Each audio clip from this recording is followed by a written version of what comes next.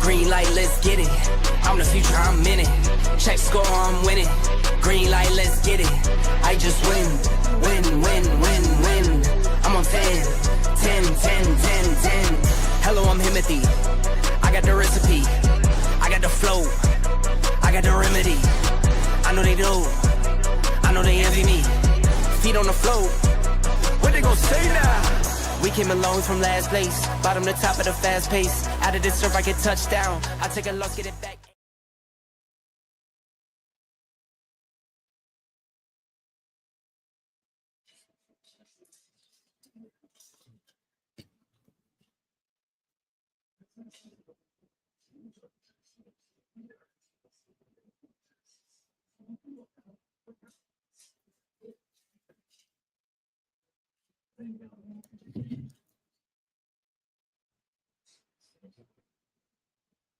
No, I did this whole spiel and I was on mute. Leave. Damn. Doing this. I was like, I wasn't even look. You know what? I'm gonna rewind. Hey, you're listening to the Urban Sports Scene of Bowie TV Baltimore Ravens pregame show. The Baltimore Ravens are in Cleveland, ready to take on their AFC North rivals in the Cleveland Browns. I'm Wole, and I'm joined by one of the best in the business, founder of Double Take Sports and Bowie TV's Ravens beat reporter Carita Parks. What's good, Carita? What's up? What is going on? You see, I had a whole spiel. I said the Cleveland, the land. I was in it. Now I had to go ahead and substitute it with something else. All right. Anyway, before we talk about this game, we got to knock out some logistics. Hey, subscribe to our podcast on Spotify, Apple Podcasts, TuneIn, iHeartRadio, and other podcast platforms. Just search the Urban Sports Scene. Make sure you subscribe to the Urban Sports Scene and Bowie TV YouTube channels. If you're in the YouTube chat, we accept super chats. Super chats help us support our shows. The super chats will be prioritized over all comments in the chat. Also, join our Urban Sports Scene Facebook group. Just search Urban Sports Scene, sports bloggers, sports podcasters, and sports debates. All right, here's our rundown. Let's get right into it. Carita will provide us with her keys for Ravens victory and drop her her prediction. And then finally, we'll provide some over and under Ravens prop bets. All right, Carita. First off, we always ask this question. What are some of your notable actives and actives for today? I don't think there's anyone surprising on this list. Rashad Bateman, who we knew he wasn't going to play because what's his injury? High ankle sprain, hip drop tackle. Okay. I got to. Isaiah Rodgers, he was fine for that. It was not called during the game, but he was fine. It never is though. It never is, which is wild. Very strange. Justice Hill, he was dealing with a toe injury, so he was already on the injury report. Is out. Marlon, same thing. I say Cooper Rush. I think this is his first time on the inactive list. Oh wow, okay. So they have definitely committed to him being the third quarterback. Okay. Like. Well, I mean, deservedly so. He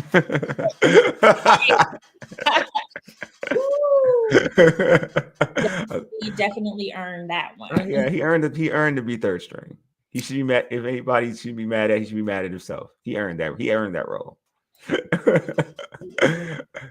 All right, so Carita, we talking about the Cleveland Browns. First off, how do you assess the Ravens' mindset heading into Cleveland? Especially, I mean, you've been there all week, given the challenges they faced on the road this season. Repeat that question. I'm sorry. All right, no. So how do you've been with this team this whole week? You know, covering and being out there at camp. I mean, in practice and whatnot. How do you assess the Ravens' mindset heading into Cleveland? Especially this game, have an opportunity to go 5-5. How would you assess their mindset? I don't think it's that different than the mindset that they've been having. They knew coming out of the bye week that it was going to be an uphill battle, and they've said over and over again, it's almost like every game is feels like a playoff game almost. It's like win or go home in their opinion. So I don't think that has changed much, but it's a divisional game, and those are always tricky because the teams know each other so well. So we can look at the Browns record and be like, oh, I don't got to worry about that. But at the end of the day, they know how to play the Ravens. Yeah. So it's still a game that they have to pay attention to. And, you know, from what I can tell, they know that. Do you feel like this game is could be considered like a trap game? Because the Browns are playing at I mean, they're not one of the better teams in the league. The Ravens are, you know, have reeled off 3 games in a row, right? 3 games. 3 games. Am I tripping? Or was it Who four? the Ravens? Yeah, they're a 3-game winning streak. Yeah. 3-game winning streak. So it's easy to kind of feel like we almost there, and we got the Browns. Do you feel like this is like a trap game in a sense? I don't think that they are taking it as a trap game, but it is one of those games where, and I'm not saying the team would feel like this. I just mean in general, it's one of those games where it could feel like, oh, they got this. It's Dylan Gabriel. Yeah, exactly. That kind of thing. But, in my opinion, I've seen the Browns not be that good and still beat the Ravens. So I know that they are capable just because these teams see each other twice every year. They know each other's weaknesses, their strengths. So I think it's always a possibility. Now, I do believe the Ravens are prepared and they know what they have to do, because if they win this game, then they even their record and they're 500, and that gives you even more juice going forward. Is that talked about during practice about how important it is to get this record even to 5-5? No, I mean, the Ravens are a very even-keeled team. They know what they need to do. They don't talk about what needs to be done, but they know what they need to do. I mean, I even asked Coach Harbaugh, like, what's the statement that this team has made just coming back from the bye week and winning 3 in a row and being 1 game behind the Steelers at that particular time. And he was very coy. Yeah. So that's just kind of how they move. Yeah, I think it's a big achievement to get to a point where a lot of people. I mean, I had people hit me up like the season's over, like this team ain't. It was so negative, it was so doom and gloom, and look at them now. Like that for a while. It was a lot of. It was just not something you expected, and there were some games in there that really they should have won. So yeah. Had a lot of people like, because doing these shows, they're like, I know it's tough for you doing these shows because the Ravens. They're like asking me questions. How did it turn out this way for him? I'm like, dude, look, man, Lamar ain't out there. What you think? Like, what you think?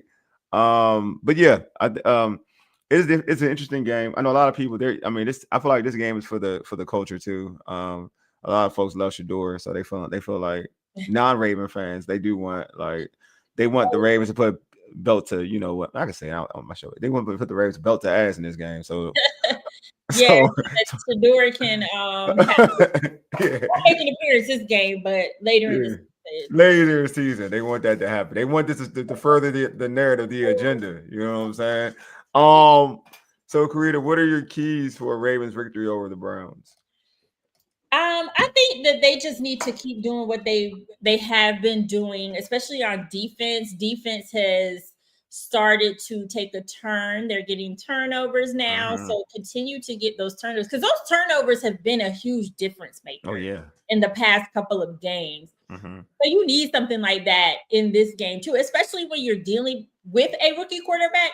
You can shake him up a little bit. That brings me to the fact that the pass rush really is going to be key in this game, because with any quarterback, if you put pressure on them, it's going to change how they play the game. But particularly someone who's still trying to learn the NFL and learn the game, you need to pressure him as much as possible. So those two things. And then, I will say offensively, Cleveland's defense is good, right? They're really good, man. They're really good. So I don't feel like this is going to be an easy game for the offense. I definitely think they're going to hold Derrick Henry back. Yeah. So I think you got to get Keaton Mitchell involved, especially with Justice Hill out. You got to find a way for Keaton Mitchell to lead that running back group until Derrick Henry can get into his groove. Because that's typically what happens. He has to get into a groove. And I'm almost positive the Browns are going to be focused on holding the run game back. Yeah, I think, all great points. I feel like, looking at this game where, it's just, I feel like it's important for the Ravens not to feel themselves. If they don't feel themselves, I think that this is a game that I think I'm not gonna lie to you. I think it's quite easy for them to win. If they don't feel themselves, if they go into this game thinking like we're going against Gabriel and we're just going like, we're going to do work on that, then it's going to have it can be a certain way because to your point, I mean, yeah, the Browns offense is whatever. It's trash. Their offense is trash, but their defense is so good that it can keep them in the game. And and like anything, you cover this team, you cover football teams in general, in your background, and if you keep a team around, don't matter who you are, they're going to start. I don't care how bad that one side is. If it's, in this case, the offense, you're going to give them confidence, feel like they can beat you eventually. So, and that brings me to, I'm glad you mentioned that because that reminds me the offense needs to start fast this time. I do feel like in the Miami game and the Vikings game, the offense did start slow, and the defense kept them in the game as you want them to. So, but this is a situation where they need to get started fast. Do you feel like that's more of a thing like being on the road than like because than being at home? Because you do right, they look different. It's hard for me to say only because I think they only have one game at home. That was with Snoop. Then they've been on the road, and this is since they've been winning. So I'll have to see and pay more attention to that when they get back home. Are they faster at home, or is it saying, are we going to be seeing the same thing? What's the upbeat on or as like how he's feeling now since the defense kind of seems like they turned the corner? Well, Coach Harbaugh was always super supportive of Zach Orr regardless. And Zach Orr always handled the adversity very well. And I do mean that because he says he's not aware of what's being said about him because he's not on social media. But even reporter questions, I mean, that could be hard to navigate. And he stood in it every single week and was just even killed. You never saw him get shook. So his energy is still the same. Like he recognizes the improvement, but they're all about consistency, right? It's kind of like that too. Can't be feeling themselves. Like they know they have to keep it up. Yeah, I feel like I mean, people always say that, but they hear it. Everybody hears everything. It's easy. You don't need social media to hear it. I'm gonna be real. Like you can be off of social media, you still hear it. Right. Because you got cousins, aunties, you know what I'm saying? You got uncles. Telling you, right? Yeah. They telling you, somebody telling you, your homie telling you, they like, hey, they saying some wild, reckless stuff about you, my guy. Like that's a thing. So it's cool not to have social. You don't have to have social media. I get it. Somebody telling you, you're getting that information one way. So your prediction. What's your prediction for today's game? I do think that it is a situation where the Ravens should win this game. And I'm going to say that they will win this game if they do everything right and don't make silly mistakes. Because I've seen them lose games against the Browns that they should have won. So as long as they stay locked in using the terminology that Lamar loves to use, they should walk away from this game with a win. I agree. I just feel like I've watched some Browns games. I got some dudes on my fantasy football team, and I've seen enough. I feel bad. I feel bad for Myles Garrett. Like, I mean, they should really be able to take advantage of Dylan. They should really. If they can take advantage of like the quarterbacks they've seen already, like, and granted they've seen something like Green quarterback, like Tua is a veteran, but he's had some struggles, but. Even like I can't compare to JJ McCarthy. I mean, JJ, that too. For a rookie, he's had a pretty good year. No, even mistakes in that game. No, I'm agreeing with you. Like even Tua and JJ are better than Dylan Gabriel. I'm just saying they're better than Dylan Gabriel. I know they're exactly better. Like Caleb Williams is better than Dylan Gabriel. Like all these dudes are better than Gabriel. And if you struggle against, so you did good, you did really well against those dudes. You should do well against this quarterback. And to your point. Like that's why I asked you about the road thing. It doesn't even matter because they've done it on the road. They've beaten these well, other than like Caleb, the other two in terms of their defense, they've done well on the road too. So they should be fine. I think they'll be fine against Dylan Gabriel. All right, hey Carita, it's time to do some over unders. Your over under Derrick Henry getting 74.5 rushing yards, so basically like 75 rushing yards. I think he can do that, even though I still think the Browns are going to That's why I don't think this will be a 100-yard game. That's why I think 75. That's fine. I think that's a good range. All right, 75. Okay. Cause they do be keen on. They be pressed to stop Derrick Henry. They be real motivated. They be real like the team. Like the Brown. Like I saw the Browns be real pressed. Though I remember last year they were real pressed. I think they feel like if they stop Derrick Henry, then they stopped the Ravens. You know what I mean? Yeah, I mean now since Lamar's back, you can't really do that. So it's cool. I think Derrick Henry's gonna start to get some games. I don't know. Cleveland is tough, so they're a different team. So that one's a hard one. I would normally like my overall. Because my belief in Derrick Henry is so high, I would normally say 100 yards, but that's a hard one though because you're playing against the Browns defense. Yeah, it's a hard one. Over or under, Zay Flowers getting 58.5 receiving yards. I can't believe his yardage. I will say over because Rashad is out and Tez will be up. I like Tez. I'm assuming DeAndre Hopkins will get more snaps too. But I feel like it's going to make Zay the main receiver. Was Tez hurt or Tez was on like inactive, like just that he inactive? Was hurt. So he was hurt and then was on inactive. Oh yeah, I like him. His injury kind of set him back a little bit, honestly. Got you. Because I like this preseason play. He played really well in preseason. And he had a couple games in the first. Yeah. He had didn't he have 2 touchdown game this year? He had 2 touchdown game, I believe. Yeah. He's been good. He's been good. All right, Carita, man. We're pretty much done. Before we end this stream, how can folks catch you on social media and catch your great content for Bowie TV and Double Take Sports? Yes, you can catch me on social media at Carita C. Parks. That's my personal handle. You can also catch my Ravens content, in particular on Bowie TV Sports at Bowie TV Sports. And then please make sure that you like and support my platform, Double Take Sports. We are an independent sports media company, so your support matters. So be sure to tune into that at DBL Take Sports across social media, and the website is dbltakesports.com. Fire. That's dope. Make sure y'all support. All right, be good people, man. Don't be ignorant. Be good people. Be good people. Be good people, man. Don't be ignorant. So in the world of ignorance, you know what I'm saying? Are you available to do a post game? Not post game. A recap on Monday. On Monday. Yeah, kind of. We're just playing on Tuesday, I think. That's why I wasn't going to try that one. I think y'all play on Tuesday. It's up to you, because I can sleep.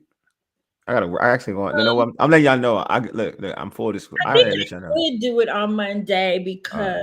I got something. I got a call at 7 though. I mean, tell me when you want to do it. If you want to do it after, that's fine. Because I'm in the office, so I gotta actually drive. I gotta drive. Oh, okay. So I'm not gonna be. I'm getting y'all all the tea with me right now. I know that I have the press conference for Harbaugh at 2:30, which isn't that bad, but it's the drive home.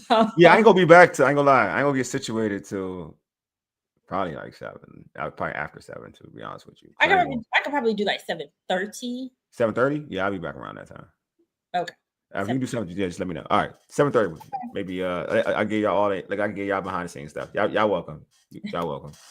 All right, man. Appreciate Carita as always. She's dope. Doing great work. And actually, actually doing the Wizards tonight? I am. Hey, all right. Hey, so go catch the. If y'all double duty trying to keep up. She gonna need 2 things, man. That's what I'm saying. That's what's up, man. So let y'all know, man. So she this is the type of reporter y'all seeing right now. Yeah. I'm just letting y'all know. This is the type of reporter y'all seeing right now. Anyway, man, y'all been listening to the Urban Sports saying for ages, Ayedig Deuces. The boy Wole, Carita. We out. Peace. Peace.